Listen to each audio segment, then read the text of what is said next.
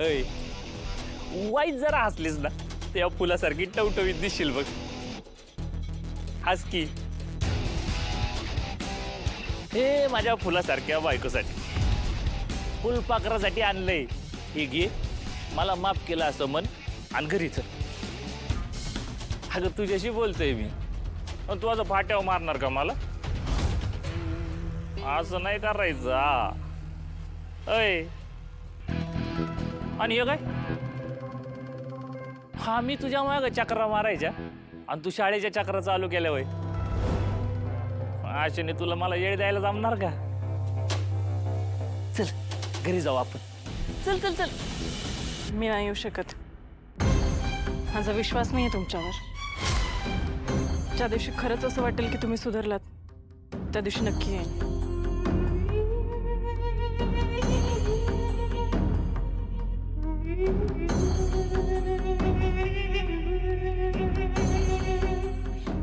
चतुर जरा काय मावळ वागायला लागलो. लय माज वाढायला लागला नाही का तुझा? तुझ्याशी गोड बोलून उपयोगच नाही. हिला आता हिच्या माझ्या पद्धतीत माज उतरवणार का नाही बघ. आजच्या रात्रीतच तुला घरी घेऊन गेलो नाही ना तर बघ. मला महाकठीण व्रत करायचं. दादा अरे ऐक ना आमचं. नको करू सर असं. ऐक जरा. अरे सूर्या, हे साधं सुद्धा व्रत नाही, हे महाकठीण व्रत आहे. अरे आज पातूर गावात एकानं पण हे व्रत पूर्ण केलेलं नाही.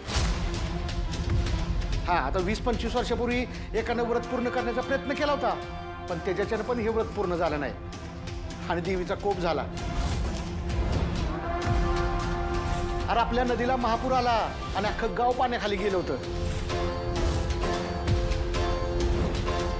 सूर्या, ही येळ परत गावावर येऊन देऊ नकोस. परत एकदा विचार कर. मी विचार करूनच निर्णय घेतलाय. गुरुजी, मला व्रत काय ते सांगा. सूर्या ऐक, या व्रताला स्थितीला लावण्यासाठी हे व्रत सपत्नीक करावं लागतं.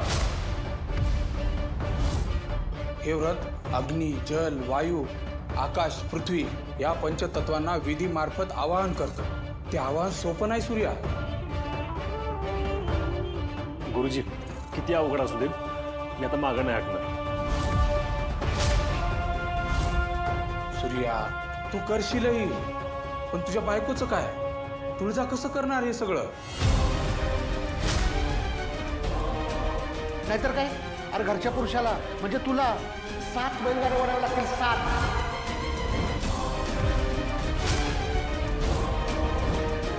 आणि घरच्या स्त्रीला नदीमध्ये 51 वेळा आंघोळ करून देवीच्या दर्शनाला यावं लागतं.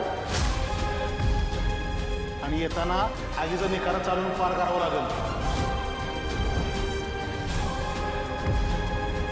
आणि हो, एवढ्यावरच हे व्रत संपत नाही. सगळं करून झाल्यावर पालखी सुद्धा नाचवावी लागते. देवी आहे, दादा नाही ऐकायचा. आता तूच काहीतरी चमत्कार कर. त्याला त्रासात टाकून मला लगीन नाही करायची.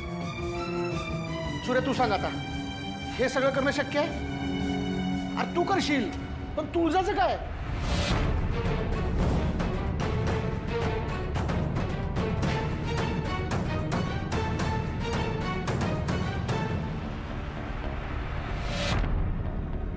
गुरुजी, हे व्रत माझं आहे, मला पूर्ण करायचंय. यात तिला का त्रास? सूर्या, या व्रताची आटच तशी आहे. आपण काही करू शकत नाही. बघ, तुला अजूनही वेळ आहे. वाटल्यास तू याच्यावर अजून विचार कर. सूर्या, हे व्रत पूर्ण दिवस गेलं तर ठीक, नाहीतर तुझ्या बी अंगाशी येईल आणि गावचा पण विनाश होईल. अरे सूर्या, तुझ्या बहिणीच्या भल्यासाठी गावाला कशाला तांगणीला द्यायला लागला?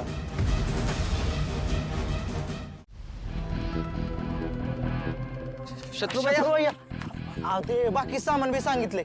4 पोती गुलाल, 4 पोती बत्ताशे आणि लाया. हा ठीक आहे. हे बाकीचं तुम्ही बघा. बैलगाड्यांचा जुगाड मी करतो. हा चालतंय. जा. आता तुमचा दादा स्वतःहून मरणाच्या दारात जातोय, तर हेच सामान काय? त्यासाठी तिरडीचं सामान पण आणून ठेवतो ना आज.